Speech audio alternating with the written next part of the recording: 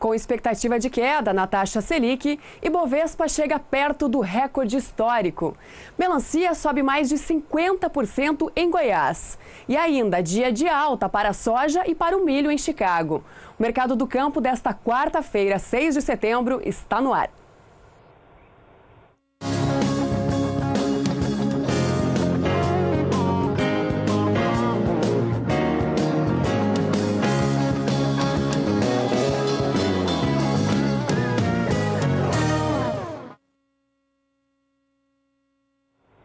Olá, seja muito bem-vindo. Eu sou Sara Kirchhoff e falo ao vivo dos estúdios da B3 em São Paulo. O Comitê de Política Monetária do Banco Central, o Copom, deve divulgar daqui a pouco a nova taxa Selic, que é a taxa básica de juros. A expectativa dos analistas é que ela passe dos atuais 9,25% para 8,25% ao ano. Se isso acontecer, esse será o menor patamar dos últimos 4 anos. E com essa expectativa, o mercado financeiro reagiu positivamente durante esta quarta-feira, fazendo com que o dólar renovasse a mínima e o índice Bovespa chegasse muito próximo do seu recorde histórico. E eu começo mostrando a cotação do dólar no fechamento do dia de hoje. A moeda americana perdeu mais de 0,5% hoje, a queda de 0,57% no dólar comercial, que encerra o dia aos R$ 3,10 mais 30. E como eu falei, índice Bovespa, o principal índice aqui da B3, teve forte alta hoje com essa expectativa. A alta foi de 1,74% e o índice Bovespa encerra o dia aos 73.412 pontos, chegando muito próximo do seu recorde histórico, que é de 73.920 pontos. Essa alta do índice Bovespa ela foi impulsionada principalmente pelos papéis ligados à empresa do setor de construção, o que demonstra uma retomada na confiança da economia brasileira. Outra alta importante no dia de hoje do índice Bovespa foram as ações da Petrobras, que também tiveram ganhos significativos. E a bancada ruralista está preocupada com o julgamento do Supremo Tribunal Federal, que pode alterar o Código Florestal, impactando diretamente o setor produtivo. Esse assunto foi discutido em Brasília. Da capital federal, quem tem as informações é a repórter Camila Xavier. O projeto de lei 3.729 de 2004, que trata sobre o licenciamento ambiental, tem sido um dos principais assuntos discutidos pela Frente Parlamentar da Agropecuária. A matéria estabelece um regramento para os processos e tem o objetivo de aumentar a competitividade do setor produtivo. O Código Florestal vem para corrigir tudo isso, dando um marco regulatório, dando um corte de um período para trás até outros que desmataram já de forma irregular e ilegal depois da nova legislação. O Código Florestal vem para regulamentar tudo isso, foi um debate amplo e importante para um Brasil que mudou. O Brasil ele tem a Lei Candir, por exemplo, para poder incentivar a agricultura. E na década de 70 e 80, o Brasil era importador de alimentos. Já agora o Brasil é exportador de alimentos de alta qualidade, tecnologia, tudo isso. Então o Código Florestal precisava ser mudado. O Brasil é um país rural, também na Amazônia. Na Amazônia brasileira, a Amazônia é legal. A Amazônia legal não está apenas nos estados da Amazonas. São vários estados que compõem aquela região que hoje tem a região maior produtora. O Mato Grosso está na Amazônia legal, é o maior produtor de soja, é o maior produtor de milho, de carne, de girassol, de milho de pipoca, de diamante, de tudo isso. Então não adianta apenas fazer um discurso bonito dizendo que a Amazônia não é produtora. A Amazônia ela é riquíssima, deve ser preservada, mas ela tem uma riqueza de produção de alimento muito forte e o Código Florestal é importantíssimo para isso. O Código Florestal, se for reconhecido pelo STF inconstitucional, poderá voltar ao que era a lei anterior. E o produtor que hoje está na legalidade, amanhã pode estar irregular. Vamos ver na prática o que isso quer dizer. O principal ponto que o Supremo Tribunal Federal irá analisar é justamente a área de transição, que é o que o produtor rural teve no passado e o que é hoje, é a regularização do produtor. Se o Supremo Tribunal Federal reconhecer pela inconstitucionalidade, boa parte dos produtores que hoje estão na legalidade poderão estar na ilegalidade depois do julgamento. Então, por isso a importância desse julgamento, a importância de se manter a constitucionalidade do Código Florestal e o Supremo realmente, se eventualmente considerar inconstitucional, nós vamos entrar numa área de insegurança jurídica total. Por isso nós vamos trabalhar, preparar memoriais e conversar com todos os ministros para tentar, no dia do julgamento, sustentar oralmente para manter realmente a constitucionalidade do Código Florestal. Na semana que vem, o Supremo Tribunal Federal deverá julgar 5 ações diretas de inconstitucionalidade. A bancada ruralista pretende convencer os ministros de que as ADINs poderá prejudicar a produção e a economia, dificultando assim a vida do produtor rural. Camila Xavier para o SBA. E o estudo da Conab aponta para uma recuperação do setor agrícola na safra 2017-2018. De acordo com a Companhia Nacional de Abastecimento, a soja continuará sendo o produto com maior rentabilidade para o produtor e maior liquidez ao mercado. Já o milho estaria em um momento de necessidade de ajuste entre a oferta e a demanda, depois de uma produção recorde registrada na safra 2016-2017. A conclusão é de que a agropecuária se mantenha como um dos principais pilares da economia brasileira, seguindo a tendência de recuperação na participação do PIB, o Produto Interno Bruto. Para o algodão, os técnicos da companhia apresentam um cenário que estimula o aumento da área a ser plantada. No caso do arroz, apesar da atual desvalorização dos preços locais, espera-se um aquecimento das cotações no segundo semestre e na entrada da próxima safra, em março de 2018. Para o setor de lácteos, também é esperada uma recuperação. Vamos para as primeiras informações do tempo com Juliana Rezende, que traz a previsão para o centro-sul do país, com destaque para o desenvolvimento do trigo. Agroclima, oferecimento Biomatrix, sinal verde para alta qualidade em grãos e silagem de milho. Steel, é hora de você fazer com motosserras Steel. Olá, boa tarde a todos. Nas próximas semanas, as chuvas seguem persistentes e ganhando intensidade na região sul.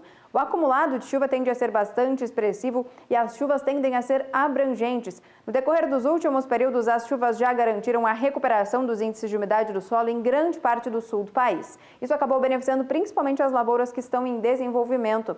Agora, nos próximos 5 dias, o tempo seco persiste em grande parte das regiões do centro-sul. Apenas é no Rio Grande do Sul que volta a chover ainda de forma fraca. Agora é durante a próxima semana que essas chuvas seguem ganhando força na região sul e se espalhando em grande parte do centro-sul do país. Agora as chuvas ganham intensidade principalmente entre o norte do Rio Grande do Sul e Santa Catarina. Volume de 30 até 50 milímetros podem ocorrer nessas regiões. E as instabilidades agora se espalham um pouco mais e avançam pelo extremo sul do estado de São Paulo e o sul e oeste do estado sul-mato-grossense. Só que essas instabilidades não conseguem avançar de forma muito expressiva pelas áreas mais centrais do país. Então, com isso, o tempo seco ainda persiste em grande parte da região centro-oeste e também na maior parte da região sudeste. Agora, na terceira semana, é que essas chuvas ainda devem seguir persistindo na região sul, principalmente. O volume de chuva agora na região sul não passa de 30 milímetros, mas agora esse sistema de chuva tende a provocar pancadas mais abrangentes entre o Mato Grosso do Sul, o estado de São Paulo e toda a faixa leste do sudeste. Então, essas pancadas de chuvas expressivas e frequentes na região sul ainda devem seguir mantendo boas condições climáticas, principalmente para aquelas lavouras que estão em fase de desenvolvimento, como ainda é o caso do trigo. Daqui a pouco eu volto com mais previsão do tempo. Elatos é a principal forma de defesa contra as doenças da soja. Mas não acredite em mim, locutor. Acredite nos produtores que utilizam Elatos. Nós fizemos lado a lado, deu 11 sacos a mais aonde foi com Elatos. Elatos, eu assino embaixo. O Elatos, ele dá um residual maior, né? A gente demora mais a reaplicar, né, o produto. Elatos, eu assino embaixo. Elatos, amplo controle para as doenças da soja. Testado e aprovado por quem mais entende, o produtor. Uso agrícola, venda sob receituário. Consulte um agrônomo. Vendas de máquinas agrícolas registram queda de 11% em agosto, em comparação com o mesmo período do ano passado. Mas, em comparação com o mês de julho deste ano, as vendas tiveram alta de 3%. Em agosto, foram 4.000 unidades negociadas no comércio interno. Nas vendas internas, foram 4.000 unidades. Esse dado foi divulgado hoje pela Associação Nacional dos Fabricantes de Veículos Automotores. No acumulado do ano, as vendas vêm em alta de 12% em comparação com esse mesmo período de 2016. O Mercado do Campo faz um rápido intervalo e daqui a pouquinho a gente volta com as cotações do café no Brasil e também no exterior. Não saia daí. O Mercado do Campo está de volta, falando ao vivo dos estúdios da B3 em São Paulo. E o café robusta teve um dia de queda hoje na Bolsa de Londres, com a expectativa de uma oferta mais confortável. O mercado está prevendo uma safra mais volumosa por parte de grandes produtores do Vietnã. E com essa informação, as cotações, consequentemente, operam em queda. Aqui no painel a gente acompanha os principais vencimentos hoje lá na Bolsa de Londres. O contrato com vencimento para setembro perdeu 0,90% e foi negociado nesta quarta-feira por $1.965 a tonelada. Na cotação máxima do dia, o vencimento foi a $1.999 a tonelada, mas nos últimos negócios ficou então em $1.965 a tonelada no mês de setembro, que é um mês referência para o mercado do café. Contrato para o mês de novembro em queda de 1,21%, negociado por $1.945 a tonelada. Contratos para janeiro do ano que vem, $1.930 a tonelada, também queda, desvalorização de 1,12%. E contratos para março do ano que vem, $1.924 a tonelada, queda de 1,02%.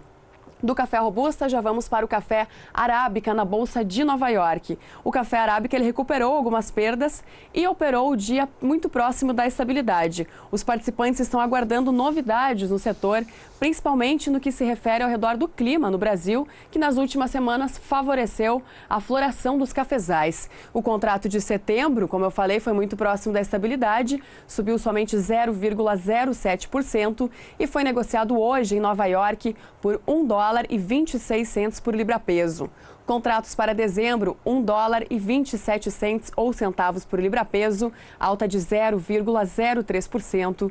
Contratos para março do ano que vem, $1,31 por libra-peso, alta de 0,07%. E contratos para maio do ano que vem, $1,33 por libra-peso, leve alta de 0,03% neste vencimento.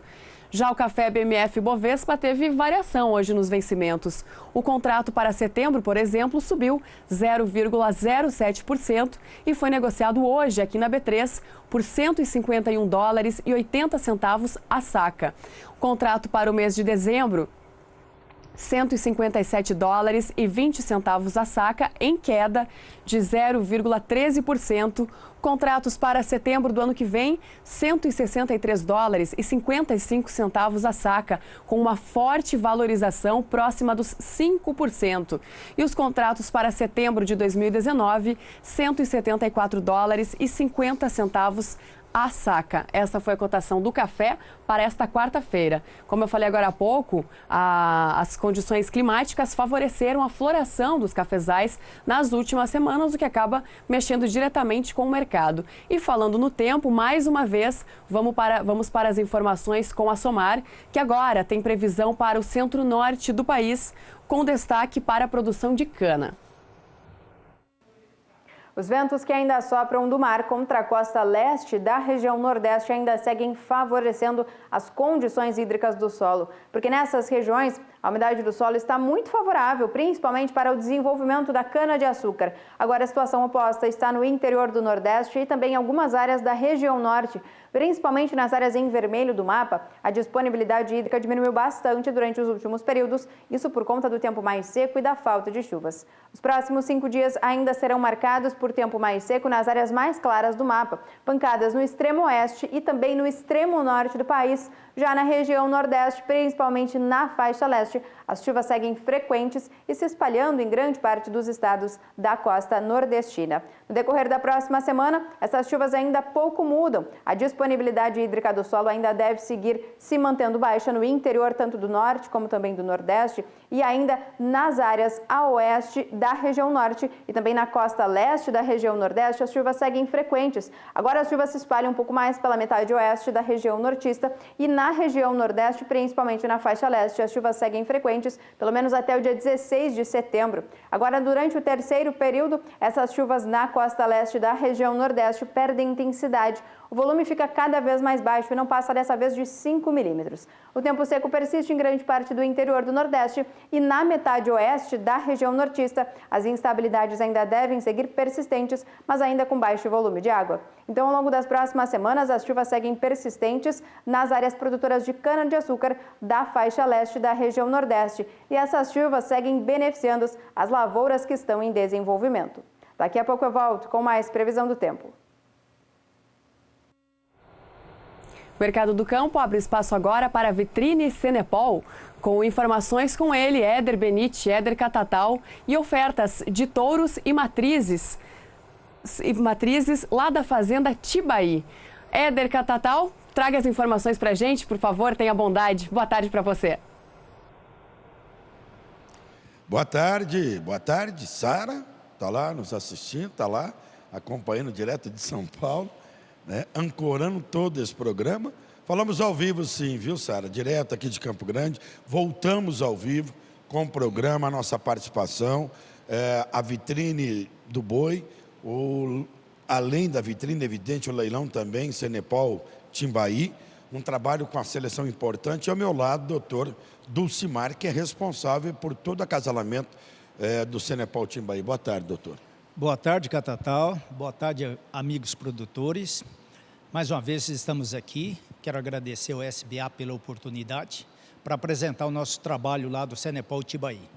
Perfeito. Olha, o lote número 13, pode colocar da tela, sempre lembrando, o pagamento em 16 parcelas, 2 à vista, 2 com 30, 2 com 60, mais 10 vencíveis de 30 em 30 dias para vocês, amigos, que queiram realmente fazer um bom negócio. Bom, essa novilha está prenhe, né? Ela está com prenhe, se confirmar... Não, Catatal, esse animal... Não está prenhe. Não está prenhe. Infelizmente, ela pariu há um mês e pouco atrás e o bezerro veio morrer por acidente. É uma pena, que era um belo bezerro.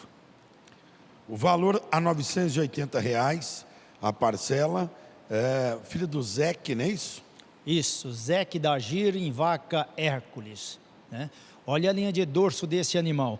Eu, na falta de doadoras esse início de ano, em janeiro, eu aspirei essa novilha e na aspiração ela produziu 37 ósteos viáveis e 9 embriões. Por que isso, por que você está, no caso meu, por que, Dulcimar, você está usando novilha, sendo que você fala sempre que a doadora tem que parir uma vez, 2 vezes? Mas aquela história, né, Catatal? Quem não tem cão, caça com gato. Naquela época, as minhas doadoras estavam prenhes avançadas e eu quis fazer uma FIV sexada de macho. E aí eu escolhi os animais que tem no pedigree, animais que foram muito bem na recria, com ganho a pasto. E essa novilha foi escolhida, por isso que ela foi aspirada ainda novilha, apenas uma vez. Olha só que coisa boa. O valor das parcelas são 16, sempre lembrando, porque às vezes o amigo pode achar que é 24 ou 30, 36, não. São apenas 16 parcelas, 2 à vista, 2 com 30, 2 com 60, mais 10. Esse é o lote número 13. Agora prepara, por gentileza, o lote 14 no vídeo. Agora sim ela vem parida e muito bem parida. Valor da parcela R$ 1.050, o mesmo pai e a mesma mãe. Olha que coisa boa, hein? O mesmo avô materno. Ela é irmã própria do lote anterior, né, Catatal, do lote 13. A 14 também é Zeque com a CMI 004004, que é Hércules, e parida de fêmea. Eu queria ver se na mesa nós tínhamos o vídeo do touro Sam 1119, que é o pai dessa bezerra. Vê se roda aí para nós o Sam 1119. Isso, coloca na tela o Sam 1119, para a gente mostrar o pai Da bezerra e da prenhez, é isso? Da bezerra, que vai ao pé. Aí, ó. Olha que touro. Catatal, esse touro, ele está a pasto. Esse touro nunca comeu ração. Ele só fica na braquiária com sal mineral. E olha o score corporal. Ele é filho do Wizard 36M e uma vaca filha da Sampa. Portanto, ele é neto da Sampa. A bezerra é bisneta da Sampa, que está indo ao pé daquela vaca. Uma vaca maravilhosa que está sendo. Tá certo. Pode voltar lá no lote 14. A vaca muito bem parida. Isso aí, ó. E essa olha a linha de dorso dessa vaca. Olha que linha. Régua, né? Olha na tábua lá. É uma linha. Né? Uma vaca maravilhosa. Padrão racialmente, ela é excepcional. Lote número 15 agora, por gentileza. Lote 15, pode trazer no vídeo. Mais uma fêmea, mais uma novilha. Geração 2014. O valor da parcela, R$ 950. Olha só que vaca extraordinária também. Eu quero enfatizar... Uma novilha, né? Todos esses animais estão registrados. Os touros, as novilhas. Os únicos animais que não têm o registro definitivo são as bezerras de 12 meses que estão à venda. Porque ela não tem idade mínima para registro. Vocês podem notar que todos os animais têm a marca Sol de registro na perna direita. Né? E lembrar que nós temos rota de entrega, 2 lotes ou mais na rota malha viária aqui no Mato Grosso do Sul, né? Rodoviária, para o Paraná, para São Paulo, para Minas, até Goiânia e até Cuiabá. Agora o lote número 16 na tela, por gentileza. Ela vem parida de bezerro. E olha o bezerro, olha o futuro tourinho que ela traz ao pé. Exatamente. Que bezerro maravilhoso. Esse bezerro, ele não tem 2 meses. Olha a habilidade leiteira desta vaca. Olha o racial deste animal, é excepcional. Essa aí foi uma vaca que eu aspirei também, uma novilha que eu tive que aspirar. Ela produziu 32 oócitos viáveis e 9 embriões que foram transferidos dela. E olha o bezerro que ela traz ao pé. Olha a musculatura, a estrutura que tem. Né? Um pacotaço duplo por 1.050 parcela e está levando ao pé um futuro touro com certeza, né? Um bezerrinho já com cara de macho, cara de tourinho, né? E olha esse bezerro, quando ele caminha, ele mostra o patinho, ele mostra a musculatura dele, olha a paleta dele musculosa. Bastante o seu posterior, né? Exatamente, né? Esse é o lote 16. Agora coloca na tela o lote número 17. Agora vem novilha prenhez. R$ 1.150. Uma filha do Razor. R$ 1.150, isso em 16 vezes, sendo 2, são 3 duplas e 10 simples. Isso dá um total de 18.400. Este animal eu aspirei, ele está totalmente a pasto, não estava no grupo de venda, mas eu resolvi colocá-lo à venda. Na aspiração, esse animal produziu 157 ócitos viáveis e foram 40 embriões transferidos em única vez. Eu só aspirei ela uma vez. Isso mostra o potencial das filhas do Razor. O Razor produz vacas maravilhosas. Essa vaca é um caminhão. Se ela estivesse realmente bem tratada numa cocheira, esse animal era um peso de uns 800 quilos, essa vaca aí. Ela é maravilhosa. Perfeito. O lote 17 foi o último lote na apresentação, né? Nós vamos voltar a São Paulo, ao Mercado do Campo. E é com você, Sara, mais uma vez. Éder Catatal, muito obrigada mais uma vez pela participação e por trazer esses animais tão lindos aqui para o Mercado do Campo. E lembrando que mais informações da pecuária e também do Vitrine, daqui a pouco mais no programa Pecuária BR. A gente volta daqui a pouquinho depois do intervalo com as cotações da soja e do milho em Chicago. Não saia daí.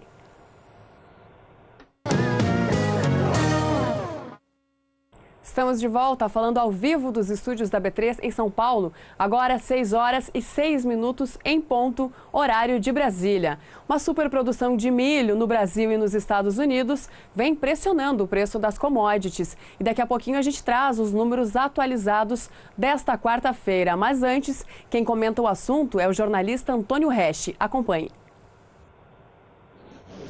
Olá.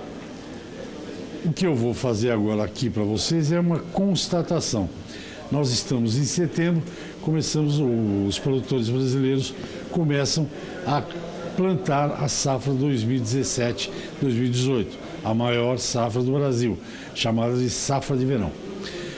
E os americanos colhem até novembro, eles colhem toda a sua safra de milho e soja também. E promete esta safra americana ser cheia, quer dizer, safra boa. Para o Brasil, as previsões ainda um pouco cedo para fazer, mas parece que o clima vai ter um comportamento normal. Então, Brasil, Argentina, enfim, deverão ter outra safra cheia, né? Safra completa. As anteriores já foram muito boas, né? O Brasil batendo um recorde, milho, acho, e soja também. O que acontece? Os estoques de passagem aumentam, mesmo com a demanda bastante forte, há uma pressão nas cotações dos produtos. E se você examinar como foi o mês de agosto para os principais grãos na Bolsa de Chicago, o principal formador de preço desses produtos, verá que quase a totalidade dos produtos sofreram uma pressão e tiveram queda. Isso é natural, portanto, é apenas uma constatação. Até o próximo boletim. Até o próximo boletim, Antônio Resch. E essa baixa nos preços do milho, que são uma insatisfação por parte dos produtores, a gente vem acompanhando diariamente aqui no mercado do campo. Mas hoje, o milho futuro teve um dia de alta em Chicago e essa alta ela foi impulsionada principalmente pela recuperação nas lavouras. De acordo com o levantamento do Departamento de Agricultura norte-americano, as lavouras de milho em boas e excelentes condições subiram 1 ponto percentual em relação à semana anterior, passando para 61%. Portanto, as lavouras em boas e excelentes condições. Vamos então para o mercado futuro do milho na Bolsa de Chicago. O contrato de setembro teve uma forte alta hoje. Não tão forte, eu olhei para a diferença foi de 2,75%, mas a alta foi de perto de 1%, 0,79%. Uma valorização no contrato de setembro, que foi negociado por $3,47 ou centavos por bushel. Contratos para o mês de dezembro foram negociados lá em Chicago nesta quarta-feira.